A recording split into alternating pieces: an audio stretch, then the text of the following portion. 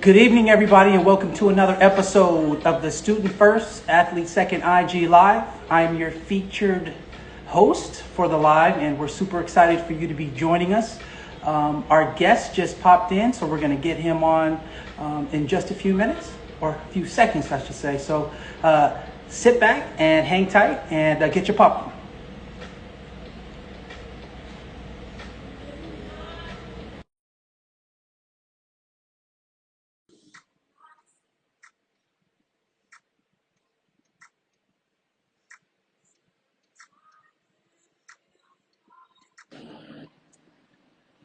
Hey, how There you he doing? is.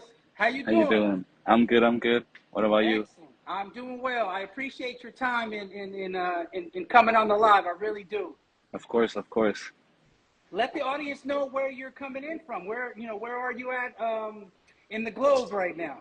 I'm in LA. I'm at the UCLA campus right now. I'm sitting Excellent. outside. Excellent. And for those that know, that UCLA campus on Westwood Mm, is beautiful. it is. Beautiful, It is. beautiful, beautiful. It is.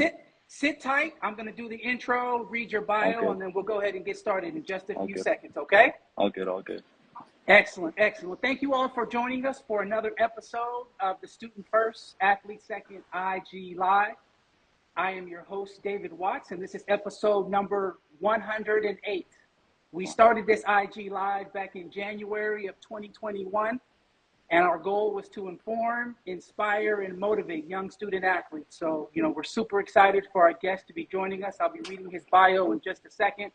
But, our whole goal for this thing is to have folks who, whether they be student athletes at the collegiate level, elite high school student athletes, pro athletes, or folks who work in sports, to come on and share their story, talk about their successes, talk about their failures, and things of that nature. So with that being said, our featured guest for tonight's Student First, Athlete Second IG Live is none other than UCLA scholar student athlete, Philip Naef. Philip will be a rising junior on the UCLA men's soccer team. He was born and raised in Copenhagen, Denmark, where he was a member of the Swiss under-19 national team. During his youth, he competed with a pair of prestigious European clubs in the BSC Young Boys and the FC Copenhagen squad. He won the under-17 championship with the FC Copenhagen squad, as well as a Swiss national championship for the young boys. As a true freshman in 2023 for the Bruins, he appeared in 10 games as a freshman before an injury sidelined him for the remainder of the season. As a sophomore, he appeared in 16 games as a sophomore while making 3 starts, totaling 737 minutes of action with 1 goal and 10 assists. He led the team with 10 assists on the season, becoming the first Bruin since Jackson Ewell, I think I pronounced it right, in 2016 to record double-digit assists in a single season. His 12 points on the season were the 3rd most on the squad. In the midst of his athletic success, Philip finished the season as a member of the Big Ten Fall All-Academic team, and that's definitely something that he needs to be proud of. I'm honored to have Philip as a guest on the IG Live. Super excited for him to share his story. Without any further ado, Mr. Naef, welcome to the Student First, Athlete Second IG Live. Thank you. Thank you. Thank you. What an introduction. That was crazy. Thank you. Thank you. Yes, It's an honor indeed. for me too. It's an honor for me too to be on Thank you. here. Yes, indeed. Yes, indeed. Well, as I always get started, I'm going to ask you a few questions, just a warm-up, dynamic warm-up questions. These were questions that weren't necessarily given to you in advance, but your first thought that comes to mind, just shoot out the answer. Nothing too personal. You ready for this one? Sure. Yeah. All righty. First question. Most proud moment to date as a UCLA Bruin? I think we were playing the Big Ten playoffs, and we played Maryland, and I got 4 assists and 1 goal in that game, and that was a very special moment for me because it was my sister's birthday as well that day. So like that was and it was a school record as well, the 4 assists in one game. So I Impressive. think that has to be my best moment. Impressive. That's a hat trick, what they call in hockey. That's a hat trick. Yeah. Exactly, exactly. Question number two. Question number two. Your favorite restaurant or meal that you've somewhat had in Los Angeles? I know you've been out here for 2 years. What's your favorite meal or your favorite restaurant so far up to date?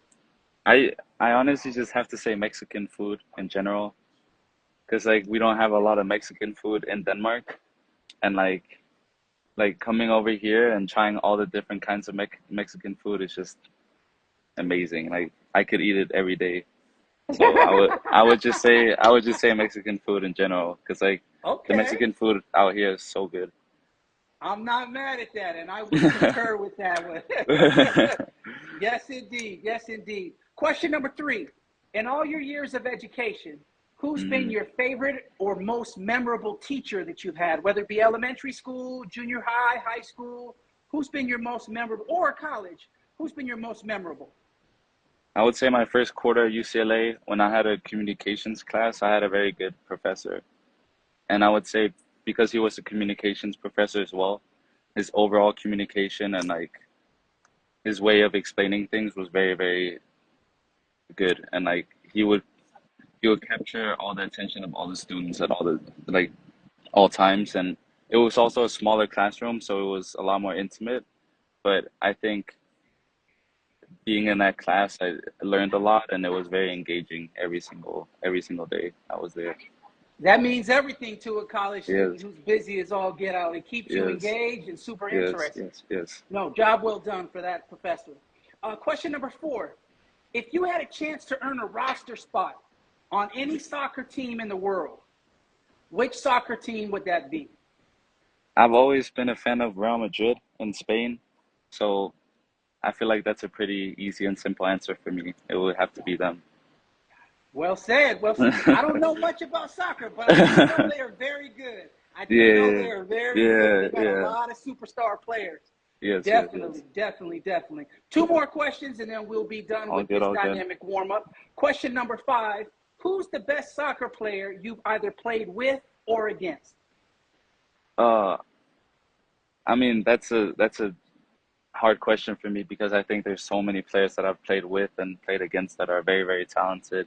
But I've played with the most notable player I think I've played with is Rooney Bardaji. He just made a big move to Barcelona, and like that was I played with him when I played in Denmark, and he was so good. His left foot was so sharp, and he would shoot from distance, and he was good at dribbling. He was just an all-around player. On paper, he's getting a lot of hate in the soccer world right now, but it's a striker called Rasmus Højlund, but he plays for Manchester United as well. I don't know if you've heard about that team, but he's a really big player as well. He was bought for 80 million, Wow.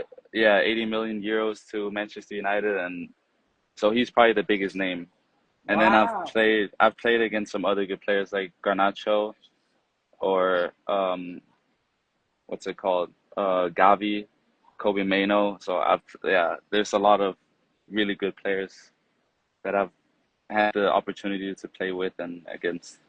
That must be a really awesome experience to be able to Mhm. say that you played with some of the top players in the world. I Mhm. feel like, Mhm. all this talent around the world, and soccer is such a huge sport. It's a global game. Wow, wow. And it's only getting more global. So that's really, really cool. That's really, really cool. All right. Last and final question.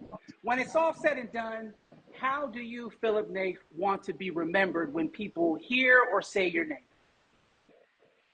I think I think we can talk a lot about like talent and all that stuff, but for me, I, like I think the most memorable thing is like like your moral and your ethics, and like for me, I want to be remembered as a person who gave a lot back to the community, and also like I realized a few years ago that one of the biggest goals of mine is that when I was a kid, I was inspired to play soccer by the professional players, and like I want to give that back, and like I want to inspire the kids that are sitting in front of the TV and watching the soccer players, because like they're superstars, especially in Europe. Like those are like the guys that all the kids want to grow up to be, and like if I had the opportunity to be one of those guys and spark the inspiration into those little kids, like that would be the peak for me. I love that. I love that. Being able to pay it forward to the next generation Hmm. of young soccer athletes, and not just Hmm. soccer athletes, but athletes of all kind, especially in some of Hmm. these other different countries. So well said, well said, well said. Well, I always like to open up after job well done for the dynamic warm up. First of all, Thank job you, well thank you. done. But I always like to open up with our guests. I like having them talk about their upbringing and where they grew up. So with that being said, Philip, I want you to talk a little bit about your upbringing. You're growing up in Copenhagen, Denmark. You are my first international soccer player to come on the show. So this is really cool. I'm really excited for you to share your story. So talk a little bit about growing up in your country and your city. Yeah, I would obviously like Denmark is a lot smaller like country than the US. It's only 5, 6 million people.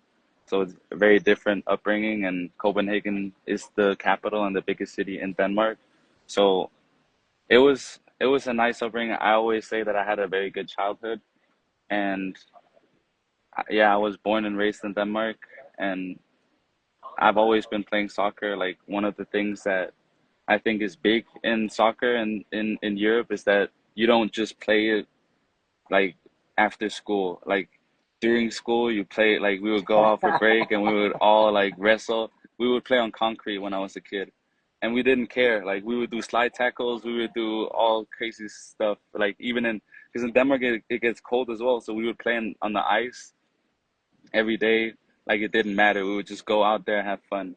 And so I think like I had a very simple but good like upbringing, and yeah, Copenhagen is a very nice city, especially in the summer. It gets very cold in the winter, but I I always love going back.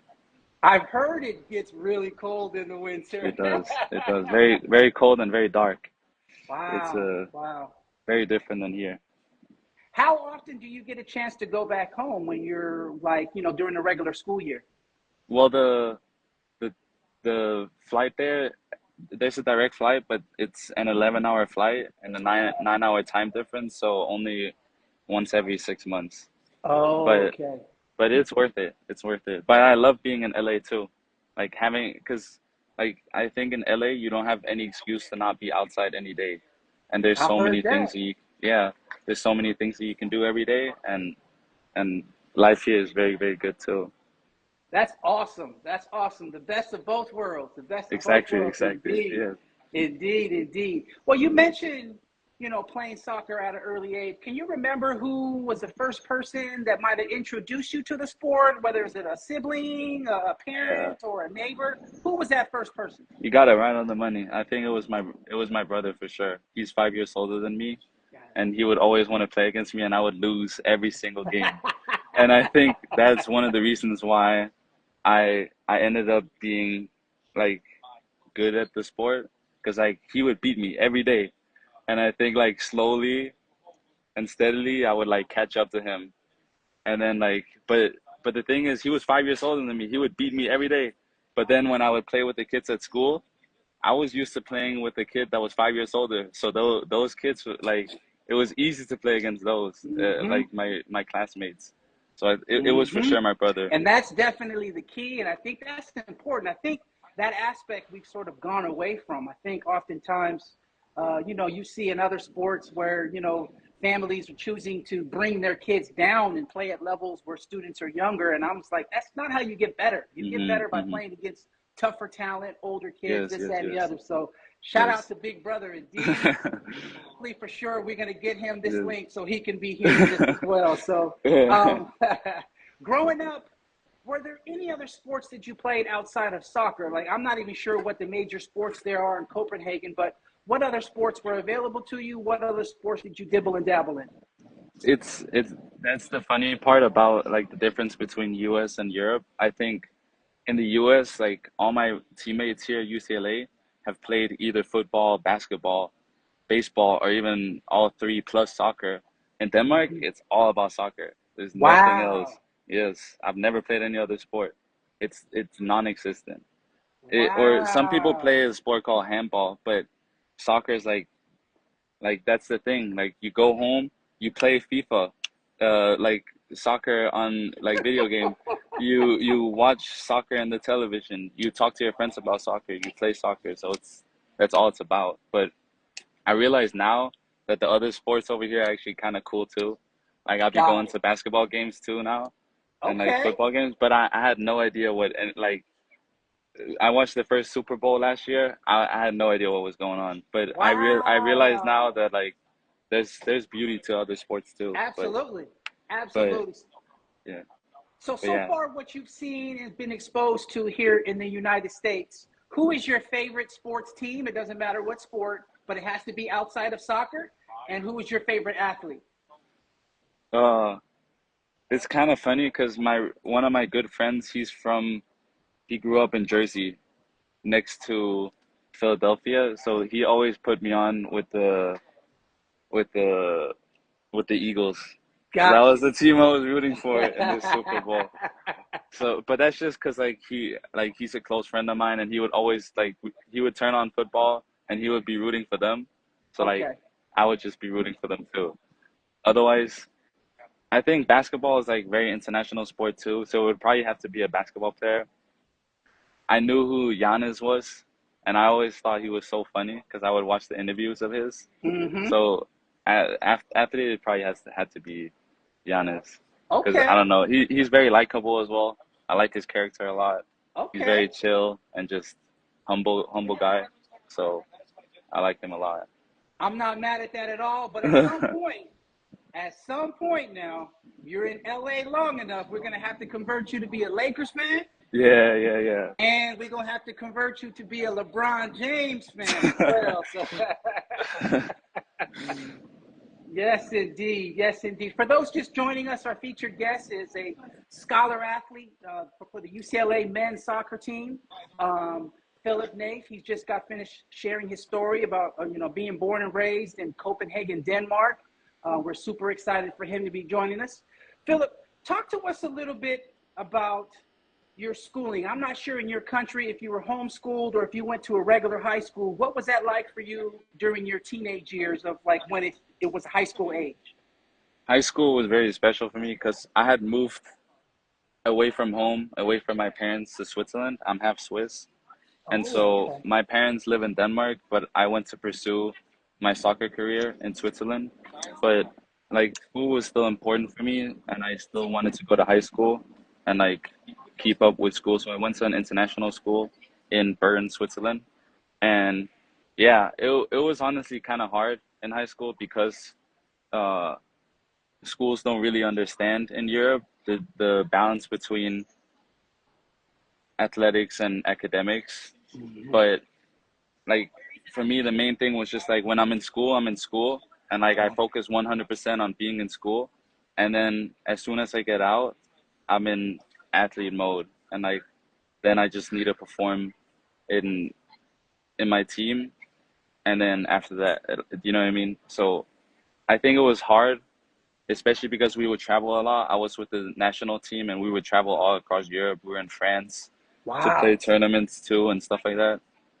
And with my team, we would go to England to Manchester to play against Manchester United and going all sorts of places in Europe. So it was definitely not easy, but you just got to be focused and yeah. Wow. What an incredible opportunity. I mean, just one being away from home as a Hmm. teenager and being able to Yeah. travel and playing top flight soccer. What was one of the biggest adjustments that you felt like you had to make actually from being home and then, going to a new setting? Yeah, I think it was really hard in the beginning, obviously, but that's like the beauty of it, that I think that's when you develop the most, when you put yourself in situations that are really, really tough.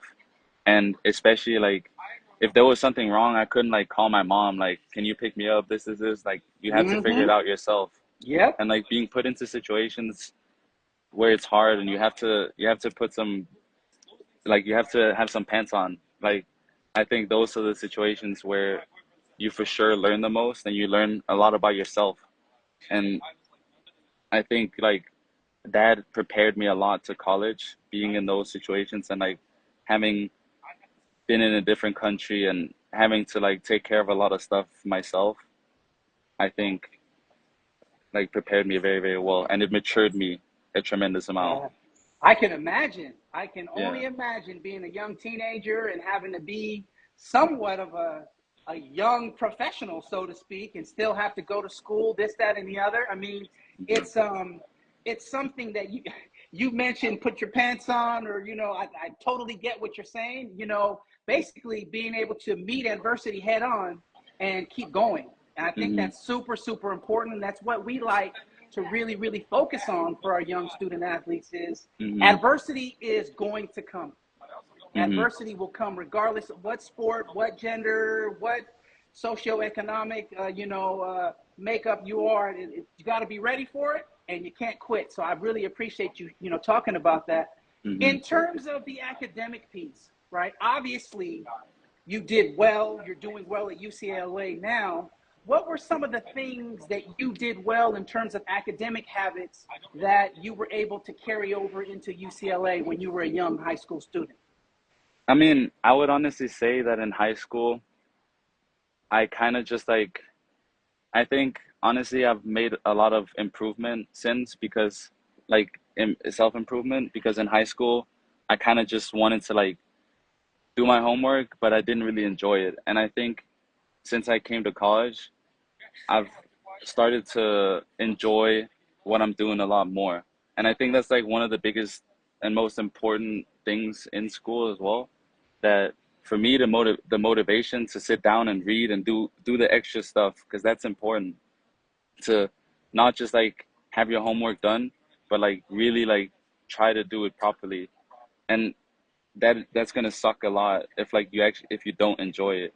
So for Yeah. me, like trying to find the motivation and trying to find something that you really enjoy doing, for me that was like the biggest development I found, like going to college. And I think I have so much more motivation to go to a library and to sit down and study.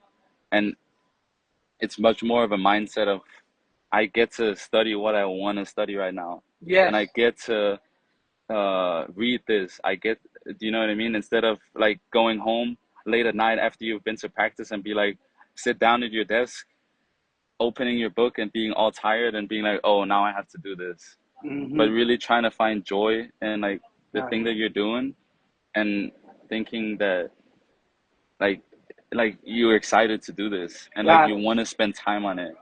Like for me, that's Absolutely. like the biggest thing that like has helped Absolutely. me. Yeah. Absolutely. Because I think for a lot of student athletes, they have that mindset, I have to Mm-hmm. do this. Mm-hmm. And I think the important piece is to find that mind switch somehow, Mm-hmm. some way is I get to do this. Mm-hmm. And Yes, I yes, feel yes. like having that opportunity and being grateful of being a Mm-hmm. student athlete at the collegiate level, whether it be UCLA or any college in the country, like there are thousands of people who would love to be in your shoes. Mm-hmm. And it's truly a blessing. So, being able to say, what, having that academic freedom to choose your classes, to choose which majors and this, that, and the other. So that is super, super important, that mind switch. I really Mm-hmm. enjoy you bringing that up. That's super, Mm-hmm. super important. Talk to us a little bit about what it feels like to be a student athlete at one of the world's most renowned universities, UCLA and Westwood. What is it like to be a student athlete at UCLA? I mean, before that, you know what? One of the most interesting thing is that in when I lived in Denmark, I didn't know what UCLA was, Wow. but yeah, that's like how focused Denmark is on soccer. But now that I'm here, like it's very, very nice, and you can see there's a lot of people who like does their job very well, Mm-hmm. and the whole athletics department just treats us very, very nicely, and our facilities are great. I think one of the biggest things for me is also that we're in Los Angeles and the weather is just nice all the time. And just I mean I love being here, and I every day I'm here, I enjoy it. And I think that every one of the best things about UCLA is how well rounded everyone are. I think Mm-hmm. for me, being at UCLA was my number one choice for sure. I was Wow. talking, my brother went to Columbia, and I was talking to Columbia as well, and some other schools as well. But for me, the well-roundedness and the balance between um, academics and athletics at UCLA, I don't think there's like any other school in the country that can beat that. And this like the social aspect too. Like if we consider everything and the people that you're surrounded with here, there's no other place that I would be in the country because it's different. Like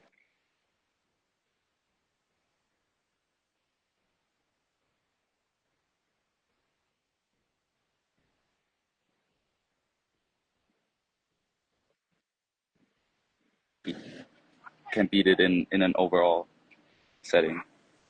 Well said. Well said. I mean, one of the most beautiful college campuses. I mean, Mm-hmm. Westwood is truly amazing. I myself, Mm-hmm. I'm from California, Northern California. An old rivalry, the UC Berkeley Bears. So one of those things to Yeah, where yeah. to be on this side, to have awesome weather, to be amongst a university where you get tons of support. It's truly a blessing. So I'm really, really happy you're having a great experience so far here. Uh, have you had an opportunity to declare your major yet? If so, what is your major?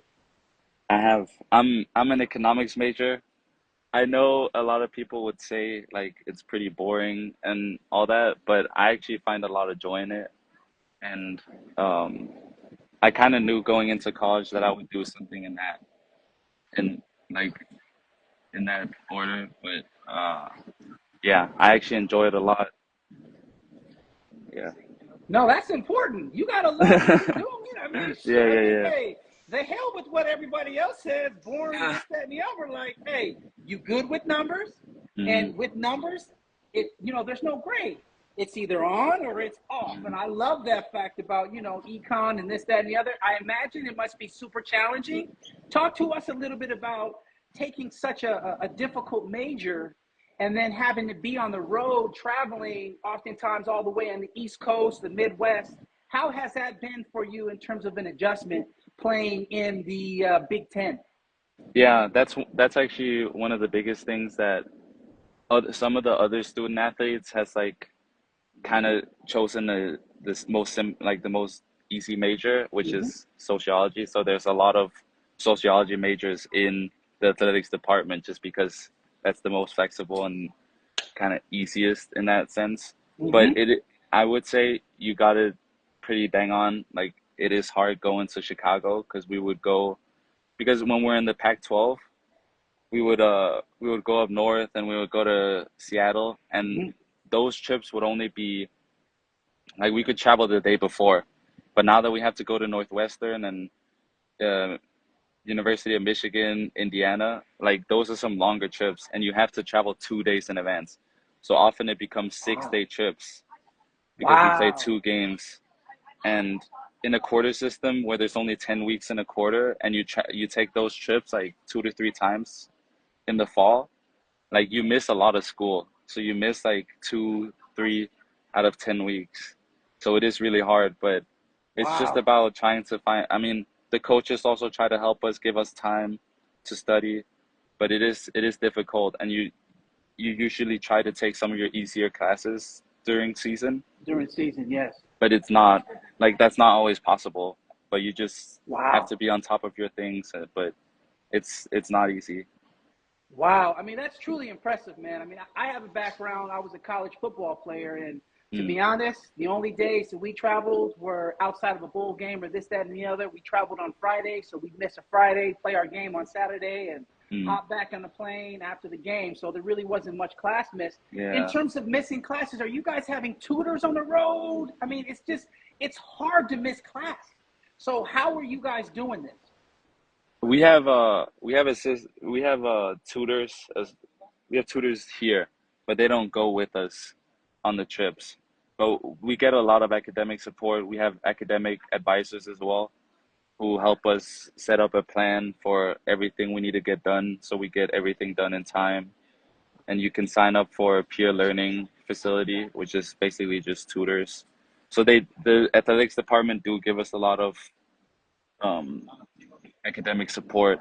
But at the end of the day, it's still you who has to Yes. take the test, and it's still you who has to learn the stuff. So it's like you still have to put a lot of work in yourself because it's not an easy school, and there's still a lot of competition because you're competing against people who don't have to travel to Chicago next week. And like last season, there was a class, and I because we went to Chicago, I missed the midterm, and I was talking to the teacher, and he was just like I can't make it another midterm. Like you're just gonna have to miss it. So sometimes the teachers will help you, and sometimes they won't. But Mm. it can be brutal. It can definitely be challenging, especially a sport that plays multiple games a week, this, Hmm. that, and the other. And you mentioned something that was super important. UCLA is a quarter school. And I Yes. feel like oftentimes folks don't know the difference between a quarter and a semester. A quarter, you have no time to fool around. Yeah. Yeah. Everything happens quick. And I feel like Yes. for a lot of young student athletes, hear me out, hear me out. It's important that you know what system the school is that you're being recruited by, Yes. because oftentimes if you're playing a sport that has to be on the road a lot, being in a sport that is at a school with a quarter system, it is tough. It is super, Mhm. super tough in comparison to the semester where you have a lot more time. So, wow, wow, wow. Well, kudos to you. Kudos to your teammates and all the other student athletes who've had to make this adjustment. We've all heard about this adjustment of UCLA, USC, and Cal, and some of these other West Coast teams having to go to these different conference alignments. It must be extremely, extremely brutal just in terms of the academic piece, but it sounds like you're doing very well with that. Thank you. Thank you. Yes, indeed. Yes, indeed. Well, talking a little bit more about your UCLA student athlete experience, I always like to ask folks, what was your welcome to UCLA moment? Like, what was your welcome to UCLA, whether it be soccer, whether it be just a regular student? Obviously, you're coming from a different country. What was your first, like, wow moment being on campus as a freshman? I have two moments. I think the first one was because we come early. Like I'm on campus already now. School doesn't start until another 1.5 months. Mm-hmm. So in the beginning, it's very, very empty on campus. And so the first game that we play in season, where school has actually started, and there's a lot of students because our soccer field is in the middle of campus as well. So Mm-hmm. some people would just drop by.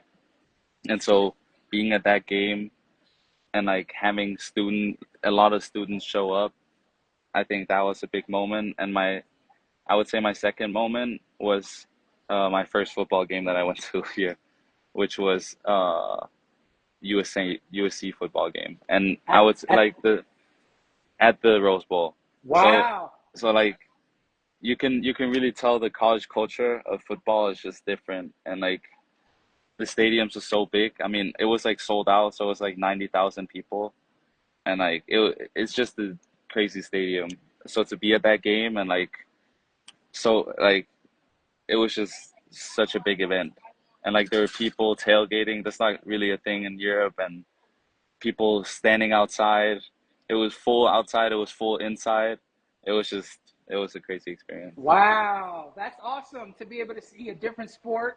Yeah. Obviously, in your season, it's a fall, so being able to see it and have the tailgaters, I Hmm. bet you it kind of made you think you wish you had about 90,000 coming to your games, huh? Yeah. That is, I mean, it also gives me a lot of motivation that like, yeah, I want like we're not gonna get 90,000, but like we want to win. We want to get more people to come to our games. Like, it's cool seeing the other sports like compete at that level, and like it gives us motivation to become better when we see other sports like do incredible things.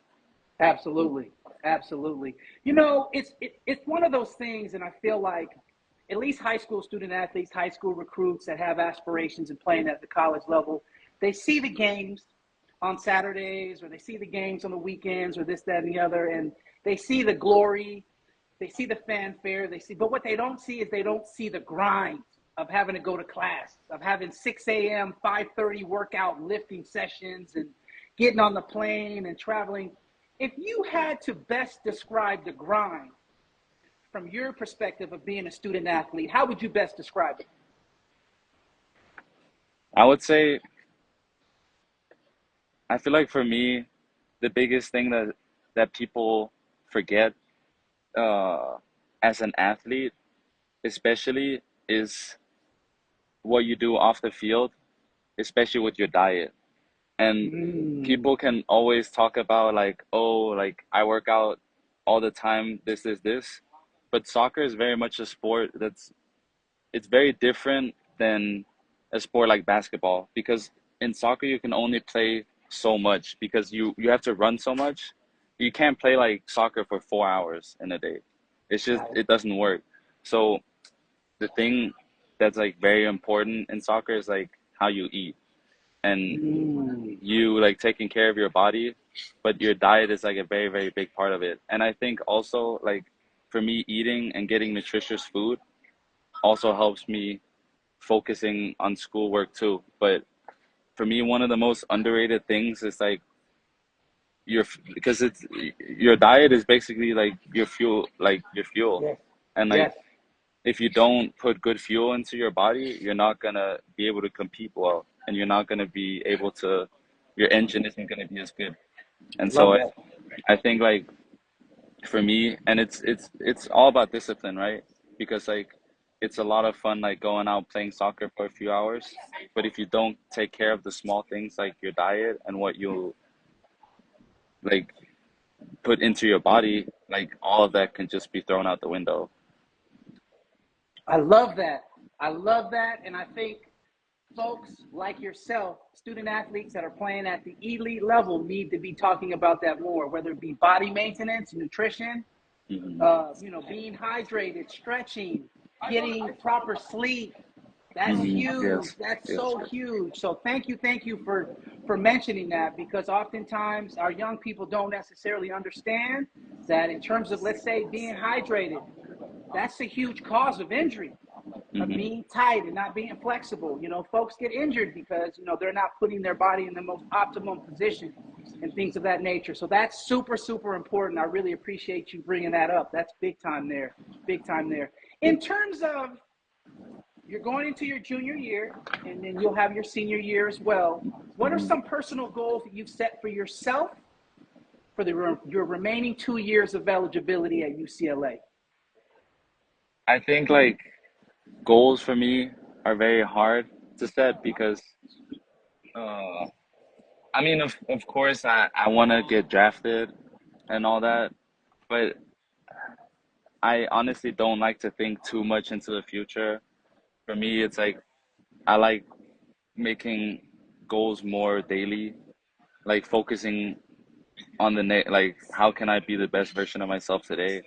But of course, like I have goals, like I want to get drafted, I want to do as well academically as I can, but personally, I don't like to look too much into the future Yeah.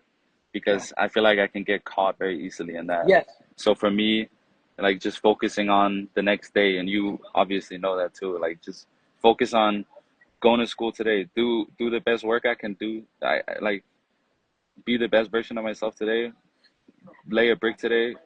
Like just do as much like the best work I can do today, and then it'll all fall together. I love that. Brick by brick, baby. Brick by brick. Yeah, yeah, Yes, yeah. indeed. Exactly, exactly. Yes, indeed. Yes, indeed. Well, man, we don't have that much more time left, but once again, for the folks that are just joining us, our featured guest tonight is our UCLA men's soccer scholar athlete, Philip Naef, and he's been sharing his experience of being an international student at UCLA, born and raised in Copenhagen, Denmark.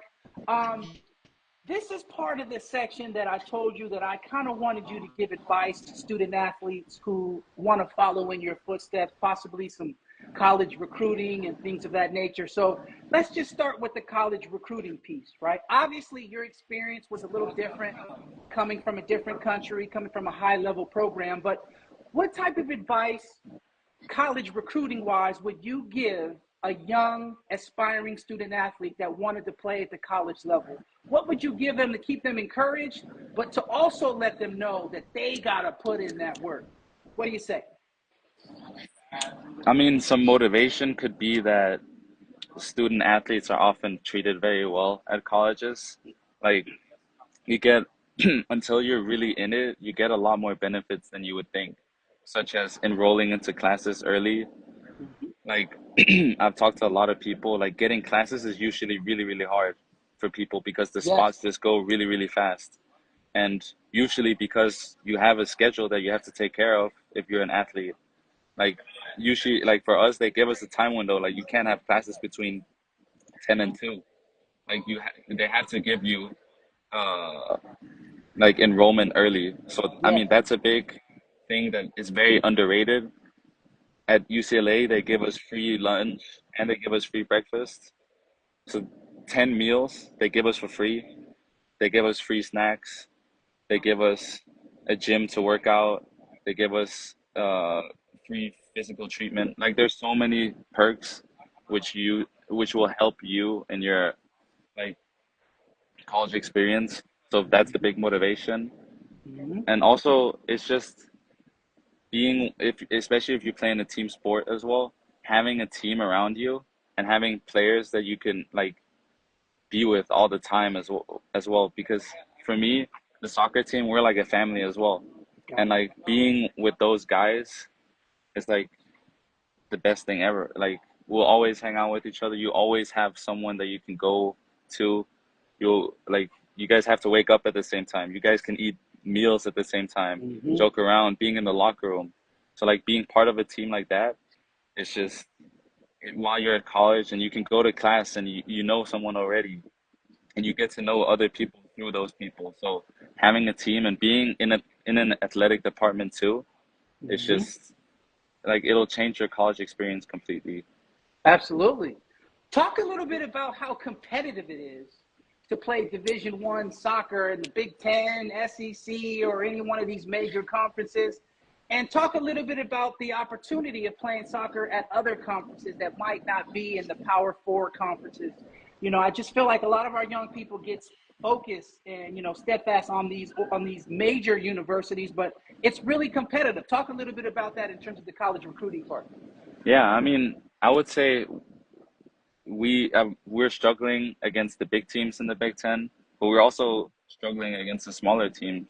I think like, of course, you can talk about teams in our conference like Indiana or Ohio State, whatever. Like they're good, but it's really competitive. Like all the teams in the Big Ten and are really strong. And I mean, we lose to teams like last year we lost to Fullerton as well, and like they have a very good team as well. And sometimes some of those players are just unlucky as well that they Got didn't get like the good offers. And it. but they still try their best and they still go up and they beat UCLA and they go on with their life and in soccer particularly like you can see a lot of players.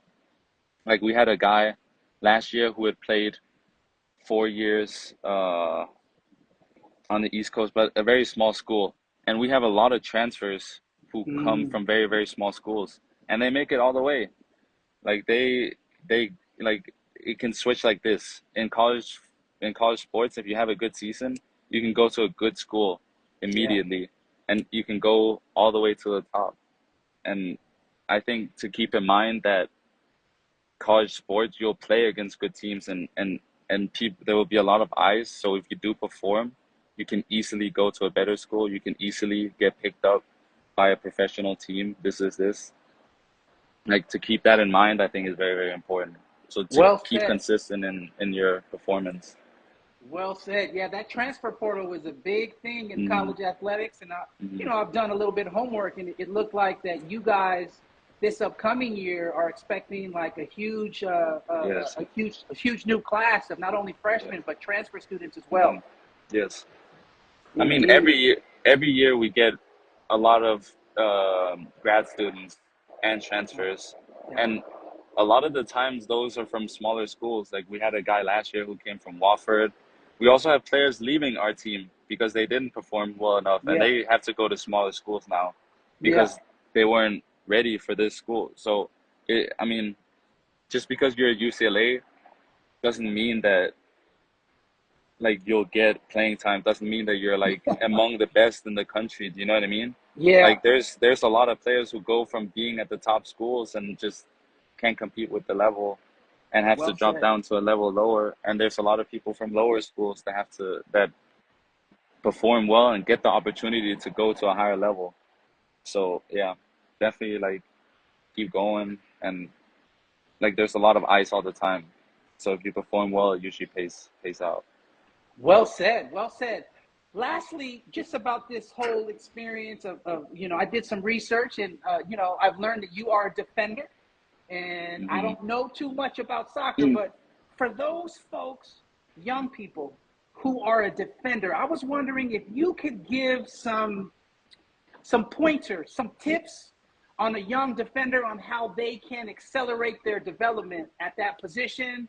Anything that you worked on over the years that you might have learned or that you might have learned since you've been at UCLA. I always like asking this question, sort of, what are some things that you would love to see more young people at your position learning earlier at a younger level? It's actually funny because I came in as a defender, but I've actually been playing more and more forward on the team. Oh, okay, But okay. but I still played defender for a very, very long time. So I would say I know a decent amount about being down there. And I would say one of the biggest things as a defender is firstly your physical, because like like defending is a lot about actually just using your body and and being physical and being fast and getting in front of the attacker. And the second thing is being patient, because a lot of times in soccer it's very different in other sports, I think. But if the opponent has the ball, it's kind of like if you dive in, they're just gonna like go the other way, if that makes Got it. sense. Got it. But Got it. you have to like be patient and like be on your toes and be ready to go either way. And being having that patience and that awareness of your timing to when know when to step in, and like Mm, know when to tackle, but also got it. being like a bit back and then let him come and let him do a move first and then react to that. I think Got it. that's like your understanding of that dynamic, I think is super, super important. Because Absolutely. yeah, I in soccer I know it's a bit different in basketball and football, but like your intuition and your timing when they make a move is very, very important as a defender. I mean, it's probably very similar more than you think in Mm. terms of Oh, being not in control of you're reacting instead of mm. you're reacting instead of being proactive. So Yeah. being patient, be having agility, this, that, and the other. Like I can look at many positions on defense in basketball or football per Hmm. se are some of the most hardest positions because you're not in control. You don't know what the play is. You're sort of reacting. Hmm. So Hmm. now share some advice, technical advice for the offensive position, for the forward position. I think it's I don't know how similar it is to football and basketball, but I think being a forward in soccer is very different from being a defender, just because I think as a defender you have to be very consistent all the time. Like you have to try to win every tackle, and you have to try to not, because defender is a lot about not making a mistake. Got it. It's like Got because a clean sheet in soccer is very, very important. it. Like Mm-hmm. not trying to concede the least amount of goals is very important, obviously, but Mm-hmm. it's a very realistic goal as well, unlike basketball. But being consistent as a defender is super important. Whereas a forward, it's all. Don't get me wrong, being consistent as a forward is very good, but if you mess up one time and you score the second time, that's very, very good. Do you Got get it. what I'm saying? Yes. Like you Yes. can, if you try and you mess up, and the next one you try and you do a really good action, that's very good. Got it. If you're a defender and you try to defend him and you mess up, like you're letting your whole team down in a Yes. sense. Yes. And so knowing that like if you mess up, it's fine. Like you have your second chance. Like you can't let your guard go down after making uh a mistake, because Got it. one good offensive action in soccer can change the whole game. It can Yeah. change the whole dynamic of a game. Because if your team is in front, the whole game can slow down. Your whole team can fall back, play more defensively. It just becomes a very different game. And being able to make like try to go at the defender, try to take the Mm-hmm. shot. Like you're not gonna score if you don't shoot. You know what I mean? And so like making a mistake, because no soccer player had like scores every single shot. Do you know what I Yeah. mean? Like Yeah. everybody misses, but you can't let that get to you, and you have to, like, if you mess up but you score the next time, everything is fine. You can miss 5 times in a game, and if you score in the end, if you're a striker, it's fine.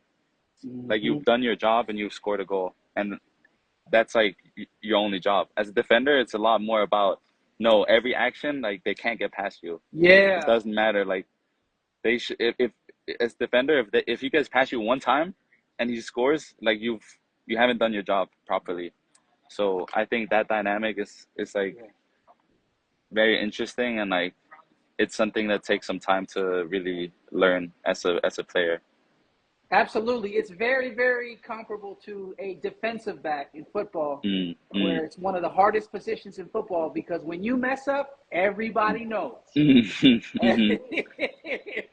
It's on Sports Center, the person, makes a move, you miss a Yeah, tackle, and yeah, and I can definitely see like a position like a wide receiver on the offensive end, you yeah, could mess up and it's not made to be as a big deal. So no, that's super, super important. yeah, Thank you for yeah. sharing that part. In terms of your plan after graduation, I know you don't like to talk about goals, this, that, and the other, No. but in terms of outside of soccer, when your playing career is done, whether it be professional, Olympics, this, that, and the other, what are some goals do you have for yourself outside of athletics, outside of soccer, in terms of a long-term career when your playing career is over? It's something that I've been thinking more and more about. And I think the closer I get, the more I realize how many opportunities there are. Because Mm-hmm. for a long time, I felt like I was in like kind of a soccer bubble. Like Mm-hmm. everything I knew was just soccer, soccer, soccer. And like going to school now, I think I realized that there's a lot more outside of soccer too. That's not the only thing that's going on in the world. And like I'm not sure exactly what I would want to do. I think it also depends a lot on how big of a platform I can create for myself as an athlete. Absolutely. And um, but I mean, I have a lot of interests, and I could see myself, if I had time as well, doing a master's too, and maybe something Mm-hmm. different, because I think there's so many different things that I'm interested in, and so for me, it's very hard to look that far into the future, but I definitely could see myself, yeah, I don't know, doing something, but it would depend a lot on uh, the circumstances at that point, because I think so many things could change. Absolutely. Absolutely. I mean, it's a tough question. More Mm, people are more prepared to answer this question than others. I just think yeah, at the end of the day, that's your challenge for the next two yeah, years to really understand what you're good at, hmm, understand that UCLA, the Alumni Association, make connections with these folks. That is so, so big. hmm, And from the experience of myself as a former student athlete, as well as many others who come before you, we didn't do a good job with them. So that's my challenge, is to network as much as you can, take different interests, maybe internships. I know it's extremely difficult being a student athlete, but get some kind of work experience somehow, some way, because let me tell you, mm, when it's done, yeah, it's done, and it's probably after you've been playing soccer, when it's all said and done, you'll be playing soccer for well over 20 plus years, yeah, right? yeah, yeah, And I feel like it's super, super important, not just for you, but for any student athlete to figure out what they're good at, what makes them happy, and how they can make a living off that. I think that's the ultimate task for any student athlete. The earlier you can think about it, the earlier you've made the connections, the better you'll be. So that's my challenge for you. But with that being said, Philip, man, I really, really appreciate your time. of course, of Um, course. at the end of every interview, an episode, I call it the Oscar or Grammy moment. And this is an opportunity for the guest to be able to thank anybody that they want to thank, shout people out, parents, girlfriend, boyfriend, coaches, whatever. This is your opportunity to close the interview out in terms of giving people their roses who've been instrumental in your success up to date. So the mic is yours. I would say there's a lot of people that come to mind. I think a lot of old coaches helped me a lot. And like, I think in soccer, coaches can really make or break your career because they can give you so much confidence and they can break you down too. But I mean, I would say the one person would have to be my dad, just because like he would push me and support me when I was younger, and he was always very supportive. And I think he found a very good balance between letting me just like go out there and do whatever I wanted to, and also like pushing, like challenge me to get better. And so being there, being there and like being at every soccer game, even though it was snowing and he had to stand up, this, like I think that goes a long way. And that was like my main reason why I wanted to play for the Swiss national team. That was because of him, because he came from Switzerland, and I wanted to represent the country that he was from. I think Dope. like that was like, and then I got to live in Switzerland too. So for me, he's like always been like the person who I would say helped me the most. That's awesome. That's awesome.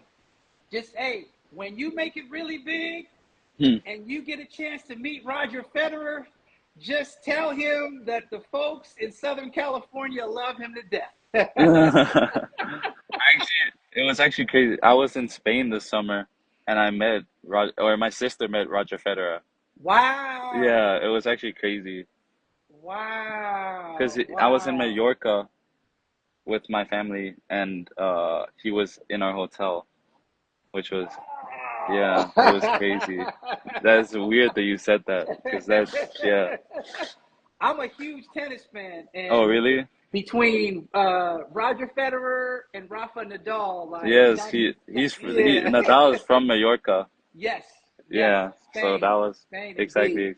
exactly, Yes, yeah. indeed. Yes, indeed. Well, Philip, man, once again, thank you for your time. I know you're busy. I know you got a lot of stuff on your plate. Best of luck to the upcoming season. I know you got a while before school, starts. Shout out Hmm. to Ayana for making this Yes, introduction. yes, yes, That was really, for really sure, cool. So shout out for to sure. her. And I'm going to be getting your address. I'm going to shoot you a text, and I'm going to be sending you a little thank you gift for your time.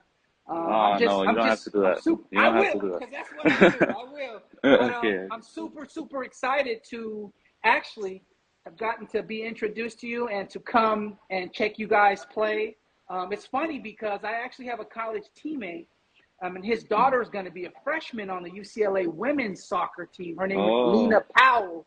Lena Mm. Powell, and I'm gonna be at some tennis, or excuse me, I'm gonna be at some soccer matches this year to support not only the men but the women. It's just super cool to be able to be on a college campus, to be able to Mhm. support student athletes, regardless if it's the sport that I played. But just to know that, hey, being a student athlete isn't easy. And, for folks like me who've been there and done that, to say, you know what, we support you. And that's exactly what we do, man. We support the work that you guys are doing, because it really means a lot to not only to you, but to the university and your family. So with that being said, Philip, thank you again. I appreciate you. Thank you, thank you. Likewise. Take care. Have a blessed rest of the summer, okay? You too, you too, you All too. right. I'll see Peace. you. All I'll right. see you. I'll see you. There we have it, folks. Our featured guest was none other than rising junior scholar athlete on the men's soccer team, Mr. Philip Naef, and from Copenhagen, Denmark. That's our first international soccer player that we've ever had on the IG Live. This is episode number 108. So I really want to encourage all of you to really go to the David Watts Consulting YouTube page and see some of the other student first, athlete second guests that we've had. 107 previous interviews of folks who have played professional, collegiate, elite high school players, coaches, college recruiters, authors, mental health, folks who have worked in sports that are sharing their story. That's my main thing. As I said before, started this back in January of 2021, and our goal is to inform, inspire, and motivate young student athletes. That's the big thing. So in terms of me being an information hub, in terms of social media presence, I do my best to provide content, to provide inspiration, to provide direction, whether it be at David Watts Consulting here on IG, David Watts Consulting LinkedIn, David Watts Consulting TikTok, David Watts Consulting Facebook, or at Twitter or X at DWC Info. My whole mission in life is to be an information hub for young student athletes, parents, and coaches to be able to pass down some of the things that not only I've learned, whether it be success or failures, but what other people have learned as well. So with that being said, I really want to thank you all for tuning in. We will be starting to gear up to have more episodes of more guests. And as I always close, always remember, student first, athlete second.